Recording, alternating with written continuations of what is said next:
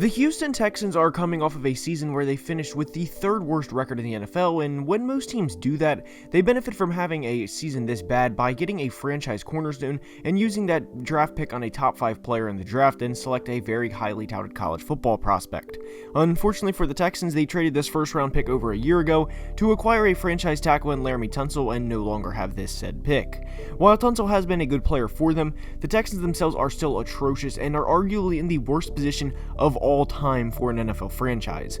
We're going to dive into how they can get out of this, how they can rebuild, and how they should attack this moving forward. But before we get started, please like the video and subscribe to the channel, as each only take a second to do and it would be very much appreciated. Now let's begin. Now, there's a lot to uncover with this team and ultimately the derailment of this franchise, but it is more than Bill O'Brien doing one or two things here and there. Yes, he made some very poor and really very idiotic decisions at times, but this is a team that 15 months ago was up on the Chiefs in the playoffs by 24 points once upon a time.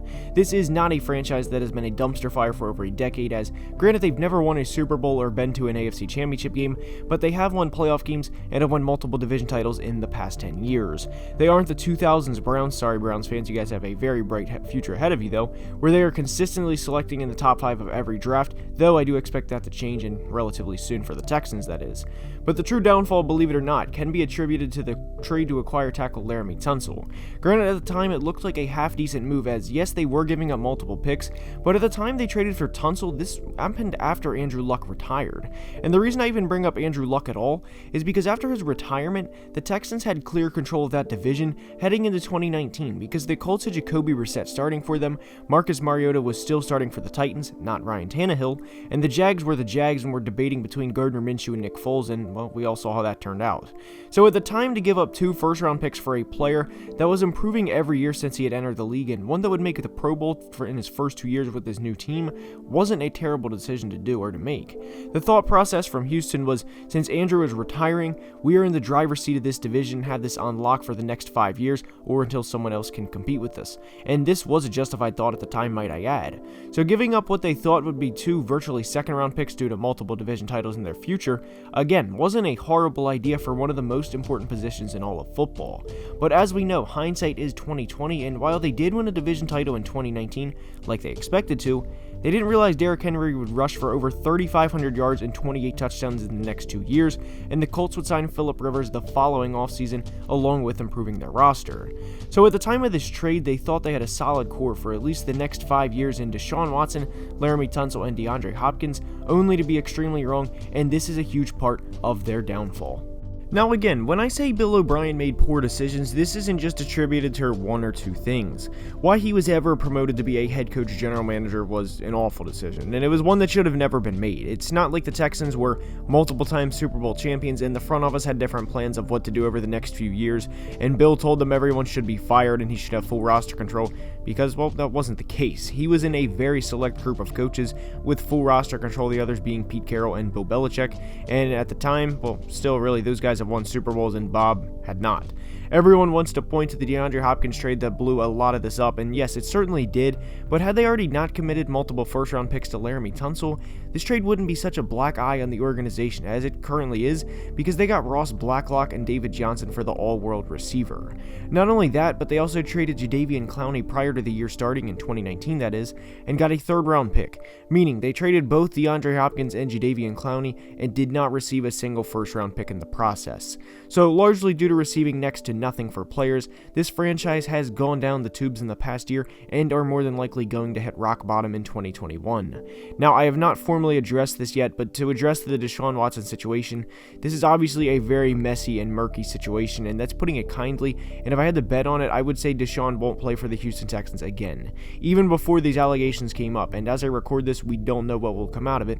He wanted out of Houston before, and if he plays in the NFL again, my guess is it will not be for the Houston Texans, and that's all there is to it. Period. Houston has done everything to make him want to leave, from not keeping DeAndre Hopkins to getting rid of everybody, and if he's innocent and plays again, then they have to take what they can get for him. Deshaun was not a fan of the head coach hiring prior to what he is in the news now for, and after his name being mixed in with everything, I fully expect them to move on and to call it a day and officially hit the reset button. So moving forward, we look at the Texans' 2021 draft and all of their picks they have this year. They have 8 draft picks in the upcoming draft, with 1 in round 3, 2 in round 4, 1 in 5, 3 in 6, and 1 in 7. There will be a picture, as you see right now, showing what picks they have, not to get confused with all of the numbers and terminology. Anyway, now at this point, given the current legal situation and his public comments about not wanting to be back prior to the legal situation, I don't think it's unfair to say Deshaun Watson will never play a game as a member of the Houston Texans again.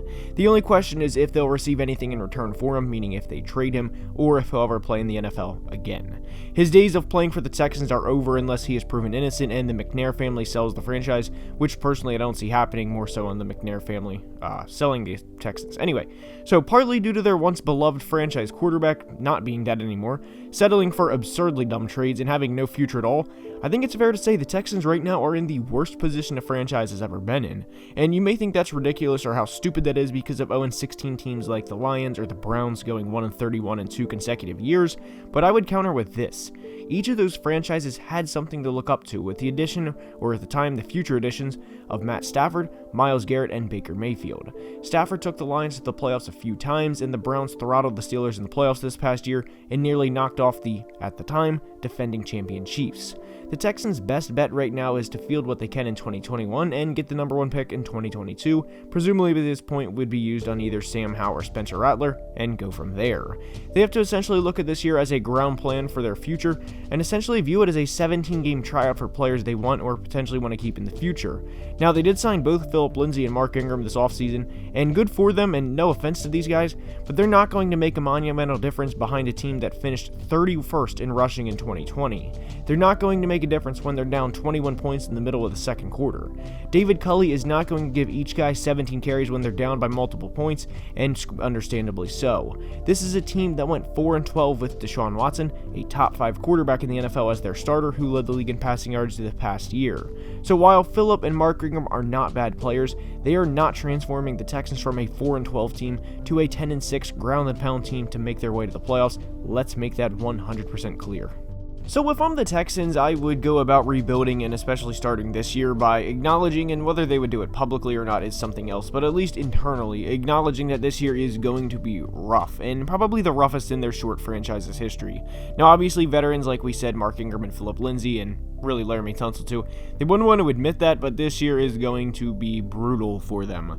So with whatever players they have under 25, if there are any questions about their game, or if they have a future in the NFL, and if they plan to keep them around longer than the next 2 years or so, find out this year, because teams like the Titans and Colts are in the division, and presumably the Trevor Lawrence-led Jags, not mentioning other AFC teams that will make up the rest of the top 7 spots for the playoffs. Well, the Texans won't be a part of that top 7, and that's all there is to it.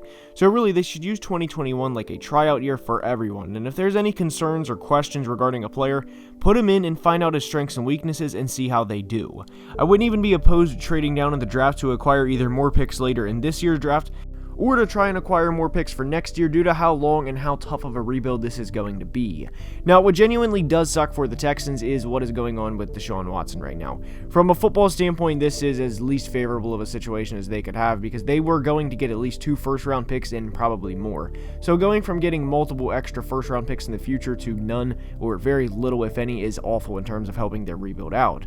But what can be viewed as good for them, because I just don't want to keep slaughtering a dead horse or a dead cow in this video, is they hired Nick Caserio as their GM, and he has been viewed as an up-and-coming guy for a few years and is well respected around the NFL. And this will be the biggest challenge of his career, without a doubt, and we will soon see how he handles it and how they handle the Texans draft and ultimately the pending rebuild moving forward.